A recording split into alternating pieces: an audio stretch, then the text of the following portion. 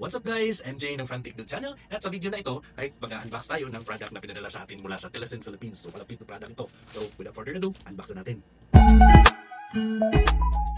At ito na mga dude, yung Telesin Magnetic Camera Mount. Let's see what's inside the box. At ayan yung laman ng box. Siyempre hindi mawawala yung user guide or instruction. Screw, mga joint rod. Ito yung dalawang adapter yung kasama. Siyang safety rope, magnetic base niya. Ilagay mo yan dito, tingka siya. Ilagay mo sa tamang posisyon. Saka mo ilagay camera tayo, ilagay na ito. Screw. So mamaya, papakita ko sa inyo, ilalagay ko ito sa sasakyan. Hindi ba siya madaling matanggal. Mapapansin natin dito na yung magnet niya ay malakas talaga. At dito naman kahit medyo matuloy na yung takbo natin, hindi siya nag-slide kahit na medyo may konting vibration doon sa wood.